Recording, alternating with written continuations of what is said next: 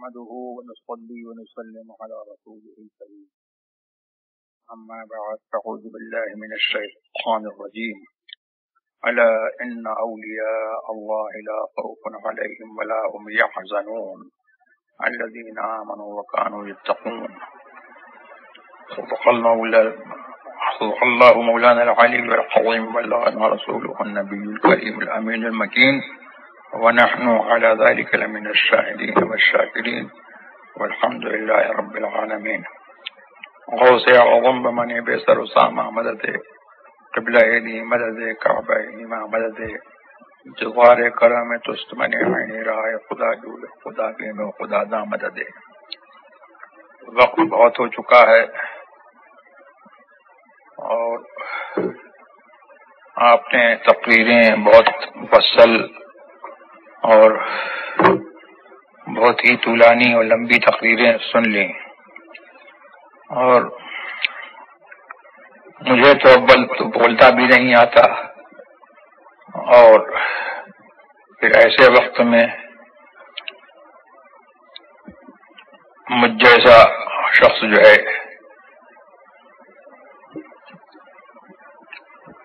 جبکہ وقت میں گنجائش بھی نہیں ہے تو اور مجھ میں کوئی اہلیت بھی نہیں، میں کون سی طولانی یا لمبی تقریر آپ کے سامنے کر سکتا ہوں. پہلے تو میں یہ کہہ دوں کہ مولانا عبدالستار حمدانی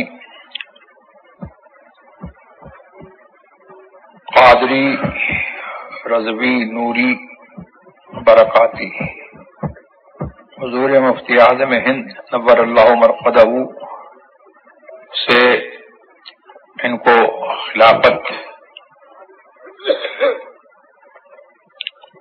حضرت نے دی تھی. مولانا ان کو سلسلہ عالیہ قادریہ برکاتیہ رضویہ نوریہ کی اسی اجازت کی توثیق جو حضرت نور اللہ مرقدہ نے حضور مفتی اعظم ہند نے جو اجازت ان کو دی تھی، اسی اجازت کی توثیق میں نے کر دی. اب میں اس سلسلے میں کوئی شرط لگاؤں یا نہ لگاؤں، لیکن یہ بات اپنی جگہ پر ہے کہ المعروف کالمشروط، کہ جو چیز عرف شرع میں یا عرف عام میں یا مشائخ سلسلہ کے عرف میں جو چیز جانی پہچانی ہے وہ اس کی حیثیت ایسی ہے کہ جیسے کہ زبان سے اس شرط کو لگایا گیا. تو ہمارے یہاں حضور مفتی اعظم ہند رضی اللہ تبارک و تعالی عنہ نے اللہ نے ان کو یہ سعادت اور کرامت اور یہ فضیلت عطا فرمائی کہ وہ صرف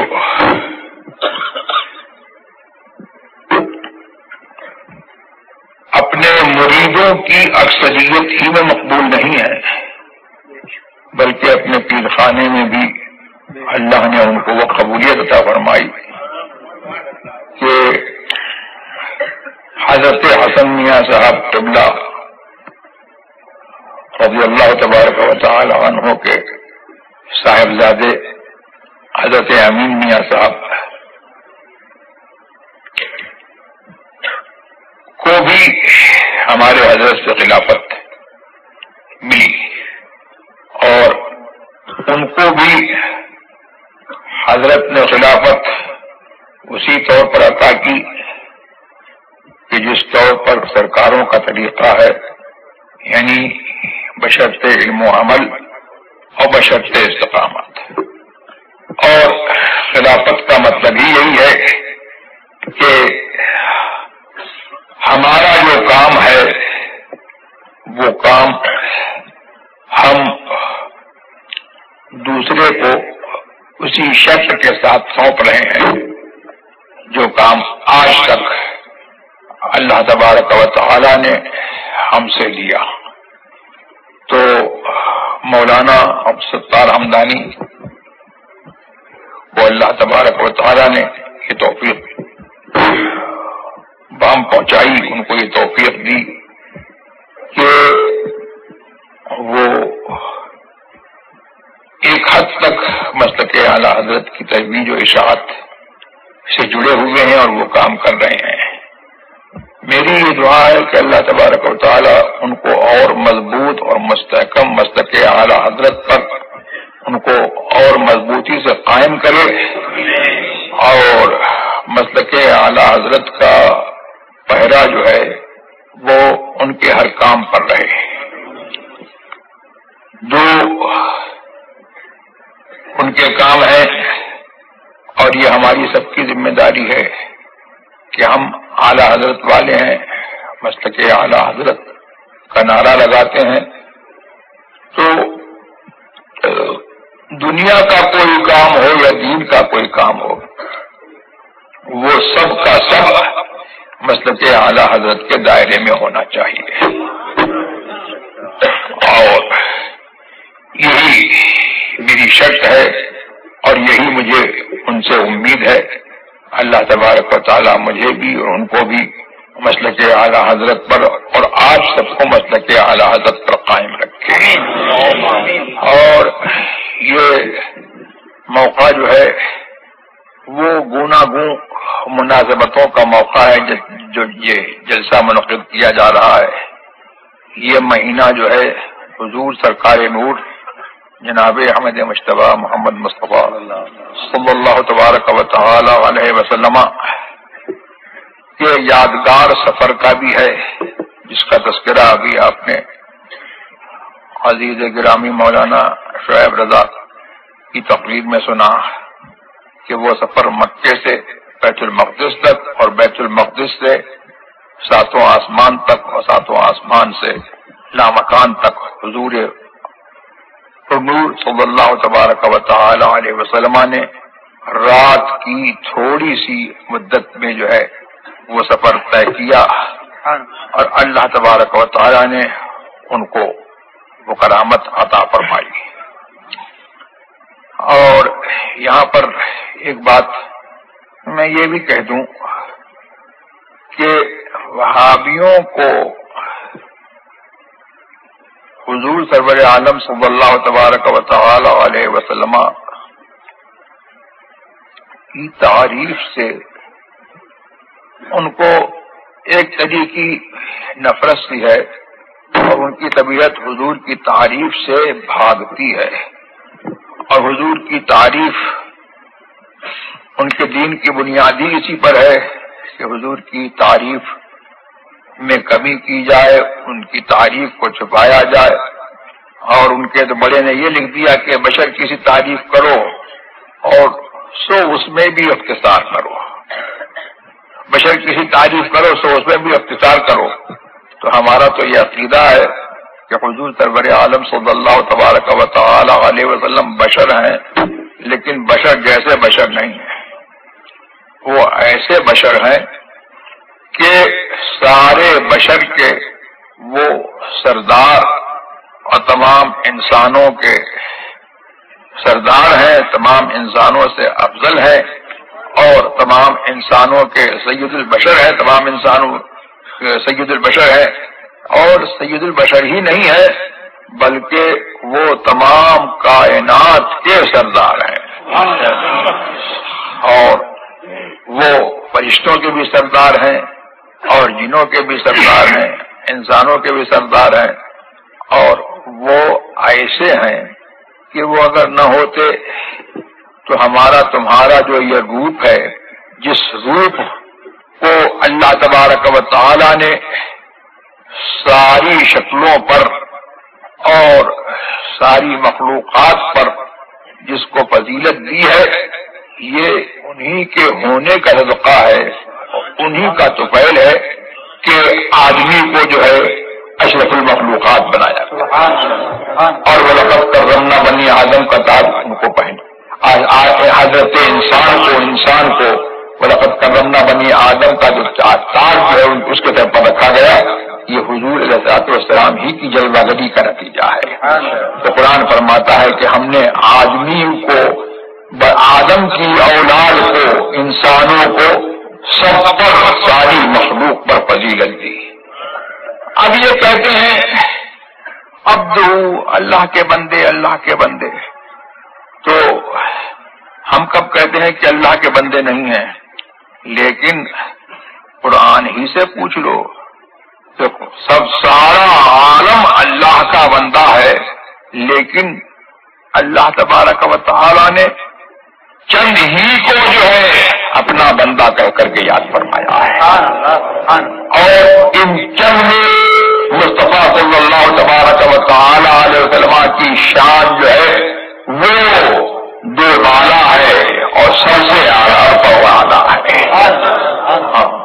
اسی لیے تو میرے اعلیٰ حضرت نے فرمایا، یہاں ترجمہ کیا کہ پاک ہے وہ ذات جو اپنے خاص بندے،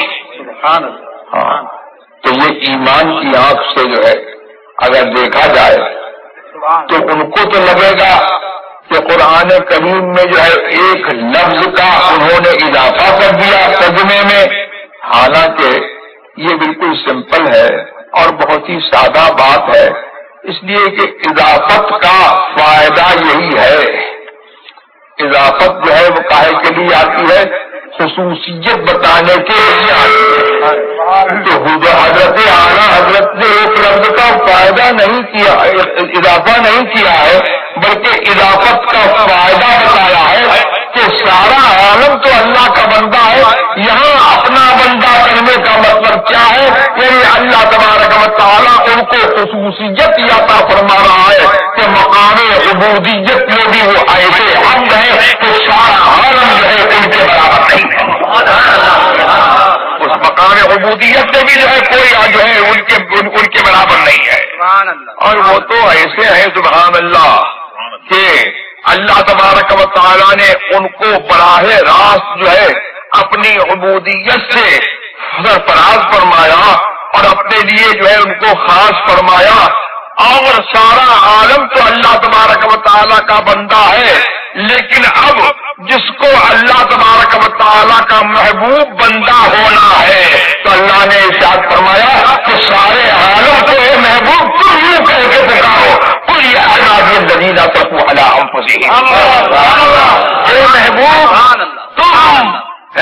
تم پکارو سارے عالم کو، یا عبادی، اے محمد کے غلاموں، صلی اللہ تعالی علیہ وسلم، اے میرے بندو جنہوں نے اپنی جانوں پر ظلم کیا ہے، تو لا تقنطوا من رحمت اللہ، مجھے اللہ نے رحمت بنا کر کے بھیجا ہے، مجھے اللہ تبارک و تعالیٰ نے رحمت اللہ بنا کر کے بھیجا ہے، تو تم اللہ کی رحمت سے مایوس مت ہو، یعنی میری ذات سے مایوس مت ہو، جب تک میں جو ہے رہوں، میں جب تک میں تمہارا ہوں اور تم میرے ہو، سبحان اللہ، تو تمہیں کو جو ہے مایوس نہیں ہونا چاہیے، اس لیے کہ اللہ تبارک و تعالیٰ نے مجھے منصب شفاعت عطا فرمایا ہے، اور میں تمہارے لیے جو ہے لب ہلا دوں گا، تم جو ہے اپنے گناہوں کی توبہ کرو، مغفرت چاہو، تو کچھ نہیں ہوتا ہے جب تک میں جو ہے، جب تک حضور نبی کریم صلی اللہ علیہ وسلم جو ہے لوگوں کے لیے مغفرت نہ چاہے، تمہاری مغفرت قبول نہیں ہو سکتی ہے۔ ہاں، تو اسی لیے تو صحابہ کرام رضوان اللہ تبارک و تعالی علیہم اجمعین جو ہے آتے تھے، گناہ سرزد ہوتا تھا تو حضور کی بارگاہ میں آتے تھے اور حضور سے جو ہے دعا کراتے تھے کہ حضور ہماری مغفرت کے لیے دعا کر دیجیے، اور تو یہ لا تقنطوا من رحمت اللہ، تم میری رحمت سے جو ہے اللہ کی رحمت سے مایوس مت ہو، ان اللہ یغفر الذنوب جميعا، بے شک اللہ تبارک و تعالیٰ تمہارے سارے گناہوں کو جو ہے وہ معاف فرما دیتا ہے، سوائے کفر کے، کہ کفر معاف نہیں ہوتا ہے۔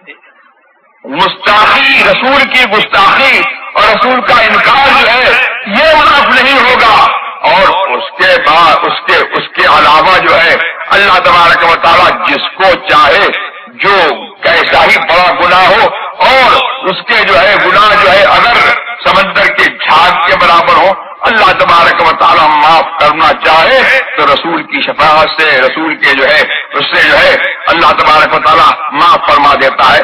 یہ اللہ نے جو ہے ہمیں اور آپ کے لیے جو ہے بشارت رکھی. تو ان کا تو مقام اتنا بلند ہے. اب یہاں پر سرفروں کو جو ہے یہ نظر آیا کہ حضور جو ہے آسمان میں چلے گئے. تو آسمان میں گئے کیسے؟ آسمان تو پھٹنے کے قابل نہیں ہے. تو انہوں نے ایک جواب یہ دیا، یہ ان کی اصول کے مطابق جواب دیا کہ انہوں نے کہا کہ آسمان کا پھٹنا جو ہے وہ خلاف فطرت ہے. تو یہ تو ان کا جواب جو ہے یہ اس تقدیر پر ہے کہ مان لیا جائے کہ آسمان کا پھٹنا خلاف فطرت ہے. تو انہوں نے ایک جواب یہ دیا کہ اللہ تبارک و تعالی جس چیز کو جس حیات پر اور جس عادت پر جس جبلت پر پیدا فرما دے وہی اس کی فطرت ہوتی ہے. تو حضور اللہ تبارک و تعالیٰ نے حضور کو بلانا چاہا. تو اب اگر مان بھی لیا جائے کہ آسمان جو ہے عادتاً نہیں پھٹتا ہے لیکن حضور کو بلانا چاہا تو اب مطلب یہ ہے کہ اللہ کی قدرت سے جو ہے کچھ بعید نہیں ہے. اللہ تبارک و تعالیٰ نے بلا لیا، حضور تشریف لے گئے. لیکن یہ بھی جو ہے یہ ان کا جو ہے اپنی طرف سے ایک وہم ہے کہ آسمان پھٹتا نہیں ہے. یہ تو پرانے فلسفیوں کی بات ہے. نہ انہوں نے جو ہے آسمان کو دیکھا نہ آسمان کی حقیقت کو سمجھا اور انہوں نے یہ کہہ دیا کہ آسمان پھٹنے سے پاک ہے. یہ وہ قول ہے کہ جو کسی ملت کوئی ملت جو ہے اس قول کو جو ہے قبول نہیں کرتی ہے.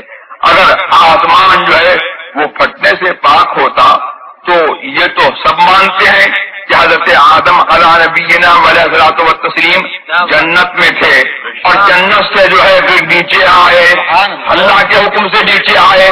تو اگر آسمان جو ہے مطلب یہ ہے کہ پھٹنے اور ملنے سے جو ہے پاک ہے تو پھر مطلب یہ ہے کہ کیسے جنت سے نیچے آ گئے. اور یہی نہیں، شیطان بھی آیا، سانپ بھی جو ہے یہ وہی جنت میں تھا وہ بھی نیچے اتارا گیا. تو یہ سب جو ہے یہ سارے توہمات جو ہیں ان اپنے عقول پر لوگوں نے جو ہے قیاس کر لیا. تو حضور نبی کریم سرور عالم صلی اللہ تبارک و تعالی کو اللہ تبارک و تعالیٰ نے معراج کے لیے میں بلایا اور اس پر جو ہے یہ اللہ کی قدرت سے کوئی بعید نہیں ہے. اور اس کے بعد یہ ہے کہ لوگوں کو ان کی دھرم کی بنیاد تو یہ ہے کہ ان کا نبی کچھ نہیں جانتا. فرضی نبی جو ہے وہ ان کا نبی کچھ نہیں جانتا. تو آپ کہاں سے جاننے والے آ گئے؟ آپ کہاں سے جاننے والے آ گئے؟ یہ کہنا کہ وہ نہیں کچھ جانتے تو یہ ان کا کچھ نہیں بگاڑنا ہے بلکہ دین کی بنیاد کو ڈھانا ہے، اپنے ایمان کی بنیاد کو ختم کرنا ہے. جب وہ یہ کہہ دیا کہ کچھ نہیں جانتے تو نہ ایمان رہا نہ دین رہا نہ جنت رہی نہ دوزخ رہی، کچھ بھی نہیں رہا. یہ سب حضور ہی نے بتایا ہے کہ جنت ہے دوزخ ہے اور یہ حضور ہی کے بتانے سے ہم کو معلوم ہوا کہ اللہ تبارک و تعالیٰ کے لیے جو ہے یہ صفت جو ہے وہ مانی جائے گی اور وہ صفت جو ہے نہیں مانی جائے گی.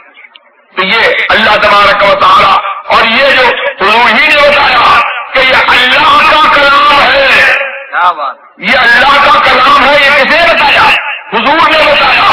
اور جو ہے یہ حضور ہی کے بتانے سے جو ہے ہم کو معلوم ہوا کہ یہ کلام اللہ کا ہے اور یہ کلام رسول اللہ کا ہے. تو معلوم یہ ہوا کہ تم جو ہے تم برابری کا دعویٰ کرتے ہو. معاملہ یہ ہے کہ کوئی جو ہے اگر دعویٰ کرے تو اس کا جو ہے اس کا کلیم جو ہے اس کا دعویٰ ایسے ثابت نہیں ہوگا بلکہ جو ہے عقل جو ہے اس بات کا تقاضا کرے گی کہ تم اپنے دعوے پر دلیل لاؤ، گواہ لاؤ. لیکن محمد الرسول اللہ صلی اللہ علیہ وسلم کا کہنے کی بات یہ ہے کہ ان کا کہا ہوا جو ہے وہ ساری انسانیت پر نافذ ہے. اب پوری انسانیت جو ہے وہ اللہ تبارک و تعالیٰ نے ان کو ایسا بنا کر کے بھیجا ہے کہ سارے انسانوں کو جو ہے میرے رسول کا کہنا جو ہے وہ بلا دلیل ماننا کرنا ہے. سبحان اللہ سبحان. اور اس پر جو ہے میرے رسول کا حکم جو ہے سب پر جو ہے نافذ ہے، سب سے گواہی طلب کی جائے گی. لیکن میرے رسول اس کے جو ہے جب میرے رسول بنوائیں گے تو اللہ جو ہے ان کی گواہی دے گا.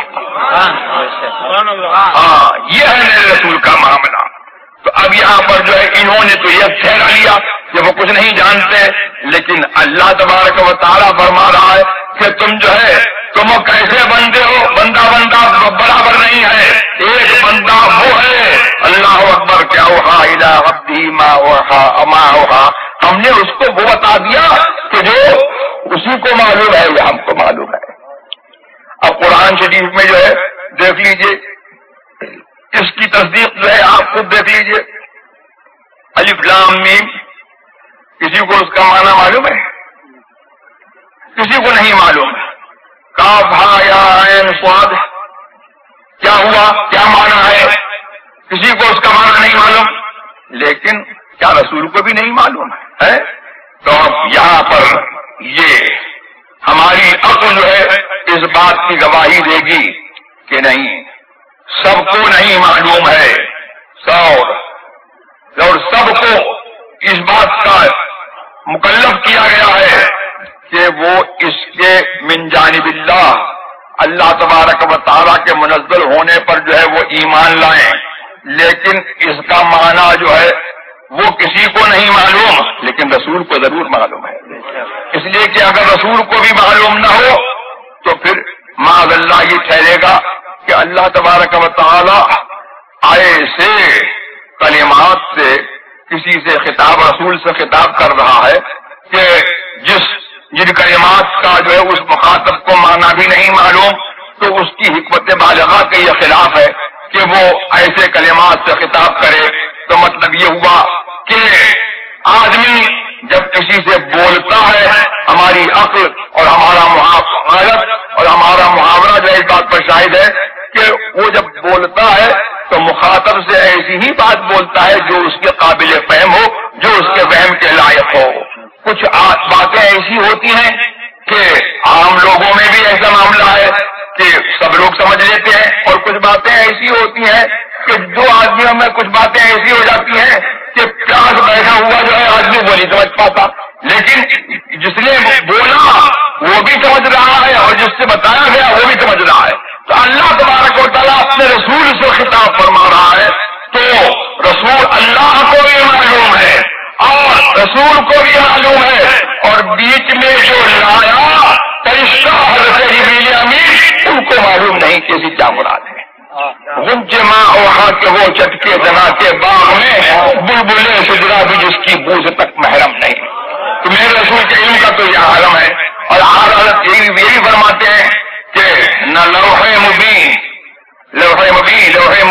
محفوظ میں جو ہے اللہ تبارک و تعالیٰ نے جو کچھ رطب و یابس ہے اور جو کچھ خشک و تر ہے اور جو بھی ہونے والی چیز ہے وہ سب کا سب جو ہے وہ اللہ تبارک و تعالیٰ نے اس کے اندر جو ہے وہ درج فرما دیا.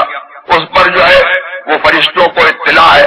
تو نہ لوح مبین, نہ عرش بری اور نہ روح امی, کوئی بھی کہیں خبر ہی نہیں جو رمزیں کھلی ازل کی نہا تمہارے لیے. تو یہ میرے سرکار کا معاملہ ہے. اب یہاں پر یہ کہتے ہیں کہ صاحب وسیلہ کوئی چیز نہیں, اور اس قسم کی بات بھی کرتے ہیں کہ نماز میں جو ہے وہ خیال نہیں آنا چاہیے. اگر نماز میں خیال آ گیا سرکار کا تو ان کے نزدیک جو ہے وہ نماز جو ہے وہ کیا ہے خراب ہو جائے گی. لیکن میرے اعلیٰ حضرت کا مسلک کیا ہے؟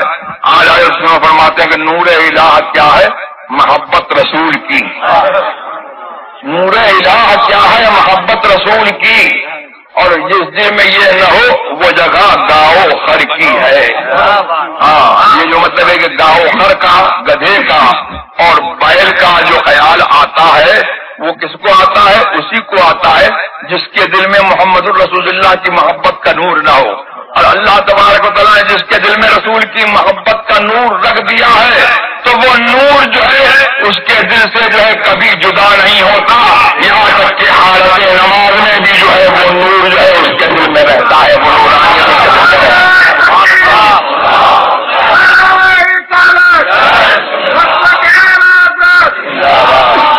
نورانی حضرت نوری میاں کا کدشنے سے سالہ کا موقع ہے تو نوری میاں کی نماز اور نوری میاں کو ماننے والوں کی نماز اور سبحان اللہ نوری میاں کو جہاں سے جو ہے وہ جو ہے یہ دین ملا، روز اعظم کی نماز اور حضرت علی کی نماز اور صحابہ کی نماز جو ہے وہ کیا ہے؟ وہ یہ ہے کہ جب تک رسول کی تعظیم نہیں ہوگی اور رسول کی محبت نہیں ہوگی، جب تک رسول کا خیال نہیں ہوگا، جب تک رسول کی یاد نہیں ہوگی، نماز پوری نہیں ہوگی۔ میں نہیں کہتا ہوں التحیات سبحان اللہ، التحیات للہ والصلوات والطیبات۔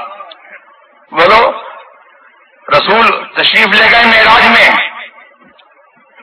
تو حضور نے جو ہے معراج میں عرض کی التحیات للہ والصلوات والطیبات، اللہ کے لیے تمام تعریفیں، اللہ کے لیے، اور تمام بدنی اور مالی عبادتیں اللہ کے لیے، سبحان اللہ۔ تو اب نماز کیا ہے؟ اس التحیات سے پتہ لگا کہ نماز جو ہے وہ رسول کی بولی کا نام نماز ہے اور رسول کی ادا کا نام نماز ہے۔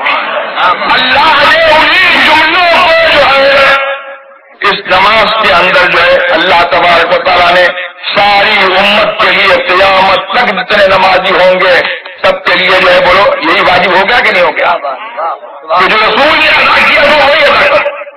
اور پھر یہ نہیں کہ صرف یہ نیت ہو کہ معراج میں بات ہو گئی تھی ہو گئی، یہ خیال نہیں کہ معراج میں بات ہو گئی تھی تو ہو گئی، بلکہ یہ قصد کرے کہ گویا کہ وہ جو ہے اللہ تبارک و تعالیٰ کی بارگاہ میں حاضر ہے اور اللہ تبارک و تعالیٰ کو ان الفاظ سے جو ہے وہ تحیت کر رہا ہے، اور پھر رسول کو جو اللہ کا جواب آیا۔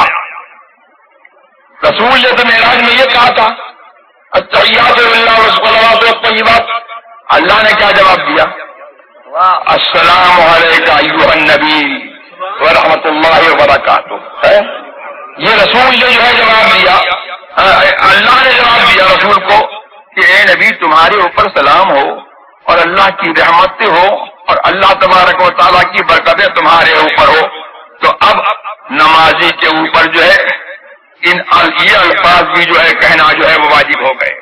جب تک یہ نہیں کہے گا نماز پوری ہو جائے گی، اب جب نہیں کہے اب کہے گا، بولو خیال آئے گا کہ نہیں آئے گا؟ تو نماز یہ بتا رہی ہے کہ ذکر الہ جو ان سے جدا چاہو نزدیوں، واللہ ذکر حق نہیں کنجی ذکر کی ہے، بلکہ اس سے بڑھ کر کے نماز تو یہ بتا رہی ہے کہ میرے رسول کریم سرور عالم صلی اللہ تبارک و تعالی علیہ وسلم نے ایک حدیث قدسی اپنے رب سے روایت کی کہ اللہ فرماتا ہے کہ میرے پیارے، میری مخلوق میں میرے پیارے اور میرے بندوں میں میرے ولی اولیاء میرے وہ ہیں کہ جن کی یاد سے میری یاد بدی ہوئی ہے، کہ جب ان کی یاد ہوتی ہے میری تو میری یاد ہوتی ہے، اور جب میری یاد ہوتی ہے تو ان کی یاد ہوتی ہے۔ تو یہ بھی جو ہے تحیات میں جو ہے اس کا بھی ثبوت موجود ہے۔ حضور سے تو اللہ نے یہ فرمایا السلام علیکم ایھا النبی ورحمۃ اللہ وبرکاتہ، اے اللہ اے نبی آپ کے اوپر سلام ہو اور اللہ کی رحمتیں ہوں اور برکتیں ہوں۔ تو اس سے کیا پتہ لگا کہ معراج میں اللہ تبارک و تعالیٰ نے فرمایا اب نمازی کو جو ہے یہ کہنے کا جو ہے حکم ہو گیا کہ قیامت تک جو ہے وہ ہر نمازی جو ہے وہ یہی کہے گا کہ اب یہ نہیں ہے کہ صرف اس بات کی حکایت کرے کہ معراج میں اللہ نے کہا تھا تو ہم بھی کہہ رہے ہیں، نہیں، بلکہ اس کو تو یہ حکم ہے کہ وہ قصد یہ کرے کہ وہ نبی کو یہ سمجھے کہ اس کا نبی جو ہے اس کی آنکھوں کے سامنے موجود ہے، حاضر و ناظر ہے۔ نماز سے کیا عقیدہ پتہ چلا کہ ہمارا نبی حاضر و ناظر ہے، ہر نمازی کے سامنے جو ہے حاضر و ناظر ہے، اللہ اکبر، اور ہر حال میں حاضر و ناظر ہے، خصوصاً جو ہے وہ حالت نماز میں جو ہے جو حالت شہودی ہوتی ہے مومن کو جو ہے اس حالت شہودی میں بھی جو ہے وہ حاضر و ناظر ہے، اور اپنے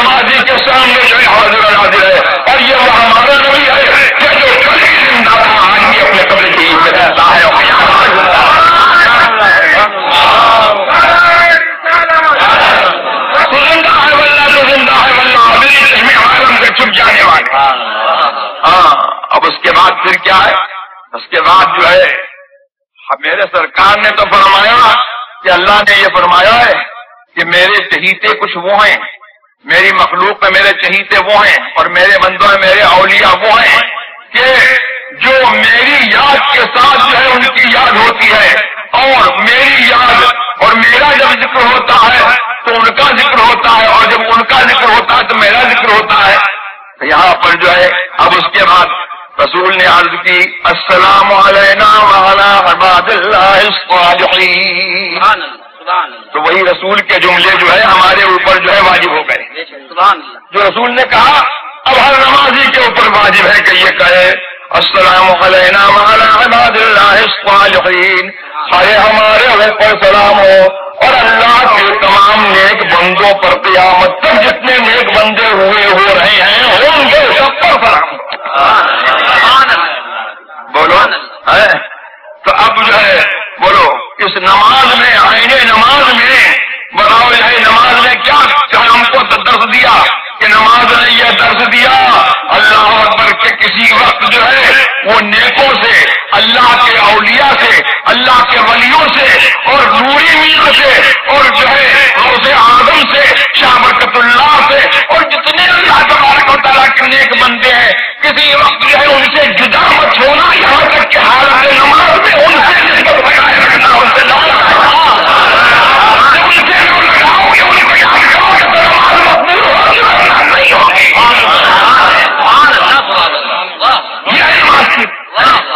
نماز کی روح تو یہ ہے، وہ نہیں ہے کہ اپنی نماز پر پھول کر کے جو ہے ولیوں کی توہین کرے، نبیوں کی توہین کرے اور نبیوں کے سردار محمد الرسول اللہ کو جو ہے بھلا کر کے جو ہے نماز پڑھے، اور ان کو بھلا کر کے نماز پڑھے گا تو نماز بھی منہ پہ ماری جائے گی، کرنا پڑے گا تو کلمہ بھی منہ پہ۔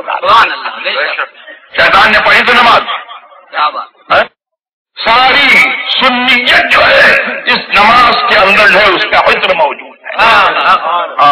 یہی تو ہے کہ اللہ کو مانو، اللہ کے رسول کو مانو، اور اللہ کا دین جن لوگوں نے تم کو پہنچایا ہے وہ نوری میاں ہو یا ان کے غلام سیدنا اعلیٰ حضرت ہو، کوئی ہو ان کو جو ہے مانو، ان کو یاد رکھو، ان سے جو ہے ٹچ میں رہو، ان سے اپنی نسبت قائم رکھو۔ تو یہی جو ہے یہی نماز کی تعلیم ہے، یہی پورے دین کی تعلیم ہے۔ تو اب دیکھو یہاں پر جو ہے یہ ہوا السلام علینا وعلی عباد اللہ الصالحین۔ میں ذرا یہ پوچھنا چاہتا ہوں کہ یہاں علماء بیٹھے ہوئے ہیں اور بہت ہی نازک مسئلہ ہے، بہت ہی بچ بچا کر کے میں اس کو عرض کرتا ہوں کہ حضور نے فرمایا کہ ہمارے اوپر سلام ہو اور اللہ کے نیک بندوں پر سلام ہو، تو عطف معطوف اور معطوف علیہ میں جو ہے مغایرت ہوتی ہے۔ معطوف اور معطوف علیہ میں مغایرت ہوتی ہے، تو اعلی عباد اللہ الصالحین یہ معطوف علیہ ہے اور علینا جو ہے معطوف ہے، تو بظاہر جو ہے یہ سمجھ میں آتا ہے کہ جو ہے دونوں میں جو ہے کچھ مغایرت ہے۔ تو کیا حضور نبی کریم صلی اللہ تبارک و تعالی علیہ وسلم من جملہ صالحین نہیں ہے؟ نہیں معاذ اللہ ہے، وہ تو ایسے صالح ہیں، ایسے صالح ہیں کہ سید الصالحین ہیں۔ اگر وہ نہ ہوتے تو کوئی موجود ہی نہیں ہوتا، اور اگر ان کی محبت نہ ہو اور اگر ان پر ایمان نہ ہو تو کسی کو صلاح و فلاح جو ہے مل ہی نہیں سکتی ہے۔ سبحان اللہ۔ تو پھر کیوں حضور نے جو ہے یہ فرمایا کہ ہمارے اوپر بھی سلام ہو اور اللہ کے سارے نیک بندوں پر سلام ہو؟ تو مطلب یہ ہے کہ ایک طرف تو نیکوں کو رکھا، ایک طرف نیکوں کا رکھا، اور یہاں پر جو ہے جماعت کا صیغہ ہے۔ حضور چاہتے تو یہ کہتے السلام علیہ، میرے اوپر سلام ہو اور اللہ کے نیک بندوں پر سلام ہو۔ تو جمع کا صیغہ ہے، جمع کا صیغہ یہ بتا رہا ہے کہ حضور کے ساتھ جو ہے کچھ اور لوگ بھی ہیں، حضور نے کچھ اور لوگوں کو بھی شامل کیا ہے۔ وہ کن کو شامل کیا ہے؟ ہم جیسے نامکاروں کو شامل کیا ہے، ہم جیسے بندوں کو جو ہے حضور نے جو ہے اپنے ساتھ ملایا ہے کہ صالحین جو ہے وہ تو ان کے نیک عمل جو ہے ان کے کام آئیں گے، لیکن میرا عمل ان کے سبحان اللہ سبحان اللہ۔ نعرہ تکبیر، نعرہ رسالت، یا نصیب حضور مفتی اعظم ہند، سبحان اللہ۔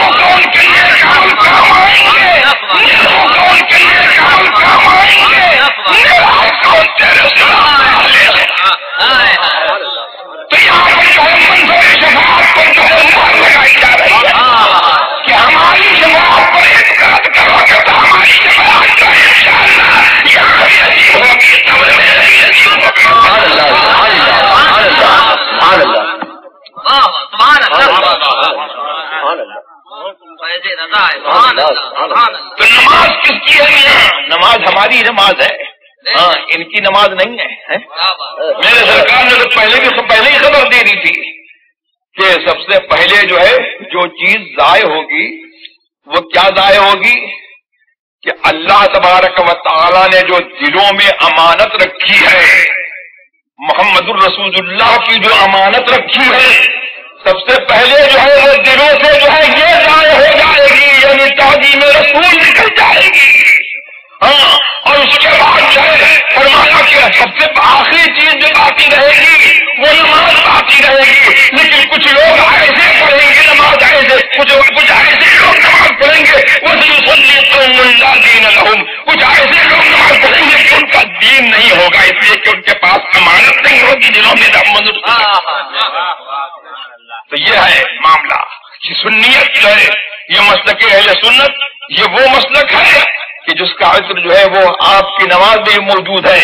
اور وہ مسلک اہل سنت اس کی تعلیم یہ ہے کہ اپنی نسبت جو ہے وہ جس طریقے سے تم کو جو ہے اولیاء کرام سے نسبت حاصل ہوئی ہے تو ان کی یاد منانے کا اصل فائدہ یہ ہے کہ اپنی اس نسبت کو مضبوط بناؤ اور مضبوط سے مضبوط تر بناؤ، اور ان کے جس مسلک کو انہوں نے تم سے پہنچایا اس مسلک پر قائم رہو تو ان سے نسبت قائم رہے گی، ان کے وسیلے سے محمد رسول اللہ سے نسبت قائم رہے گی، اور جب محمد رسول اللہ کے ہو گئے تو اللہ کے ہو گئے. چند باتیں میں نے آپ کے سامنے جو ہے کہہ دی، اور اب میں اپنی تقریر کو جو ہے اسی پر جو ہے ختم کرتا ہوں. اللہ تبارک و تعالیٰ مجھے اور آپ کو سب کو سنی رکھے، مسلک اہل سنت پر قائم رکھے، اور ہم کو اولیاء کرام کا نیاز مند رکھے، اور اولیاء کرام کے وسیلے سے اللہ تبارک و تعالی ہمیں محمد الرسول اللہ صلی اللہ تبارک و تعالی وسلم کی سچی محبت عطا فرمائے، اور اسی محبت پر اللہ تبارک و تعالی ہم کو زندہ رکھے، اور اسی محبت پر ان کی ملت پر ہمارا اور آپ کا خاتمہ فرمائے. خدا وہ چلے کہ باغ پھلے وہ پھول کھلے کے دن ہو بھلے، چلے سنا میں کھلے رضا کی دفعہ تمہارے، اور خدا وہ چلے وہ باغ پھلے وہ پھول کھلے کے دن ہو بھلے، سوا کے تلے سنا میں کھلے ہماری زبان تمہارے. آمین آمین. اور جو لوگ اعلیٰ حضرت کا نام لے کر کے اعلیٰ حضرت کے مسلک سے، اور اعلیٰ حضرت کا مسلک کوئی نیا مسلک نہیں ہے، یہی مسلک اہل سنت ہے، وہی اعلیٰ حضرت کا مسلک ہے. یہی جو نماز کی تعلیم ہے وہی اعلیٰ حضرت کا مسلک ہے، یہی جو کلمے کی تعلیم ہے وہی اعلیٰ حضرت کا مسلک ہے. تو اس مسلک اعلیٰ حضرت پر اللہ ہم کو قائم رکھے، اور جو لوگ ان کا نام لے کر کے اس مسلک اعلیٰ حضرت سے لوگوں کو منحرف کر رہے ہیں، انہوں نے اعلیٰ حضرت کا نام بظاہر لے رہے ہیں لیکن ان کی کوئی نسبت نہ اعلیٰ حضرت سے ہے نہ کسی اور حضرت سے ہے. وہ اگر ان کے خاندان سے بھی ہوں تو ان کی کوئی نسبت نہیں ہے، اور قرآن نے اور ایمان نے اور اسلام نے جو ہے ان کی نسبت منقطع کر دی. اور اللہ تبارک و تعالی ہمیں ان سے ہوشیار رہنے کی توفیق عطا فرمائے جو یہ دعوت دے رہے ہیں کہ سنی اور نان غیر سنی جو ہے وہ متحد ہو جائیں، اور جو اس اتحاد کی دعوت دے رہے ہیں اور مسلک اعلیٰ حضرت کی مخالفت کر رہے ہیں وہ اعلیٰ حضرت کا نام لے کر کے کریں یا اعلیٰ حضرت کی مکلم کھلا مخالفت کریں. اللہ تبارک و تعالی ہمیں ایسے لوگوں سے محفوظ رہنے کی توفیق عطا فرمائے. وآخر دعوانا ان الحمدللہ رب العالمین. مصطفیٰ جان رحمت پہلا کو سلام، شمع بز میں ہدایت پہلا کو سلام، جس سہانی گھڑی چمکا باقا چاند اس دل افروز صاحب پہلا کو سلام، شمع بز میں ہدایت پہلا کو سلام. ہم غریبوں کے آقا پہ اور درود ہم فقیروں کی سرور پہلا کو سلام. پہلے سجدے پہ رو روز ازل سے درود یادگاری ہے، امت پہ لاکھوں سلام، شمع بز میں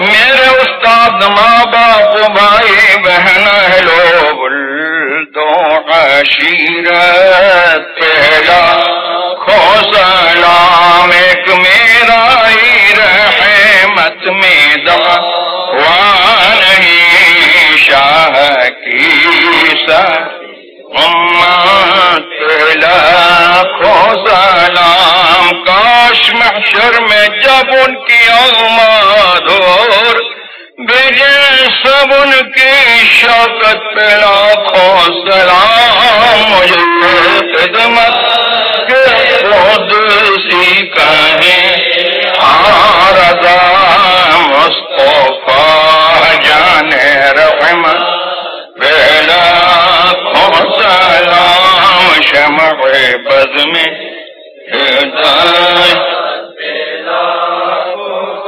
الصلاة والسلام علیکہ سیدی یا رسول اللہ۔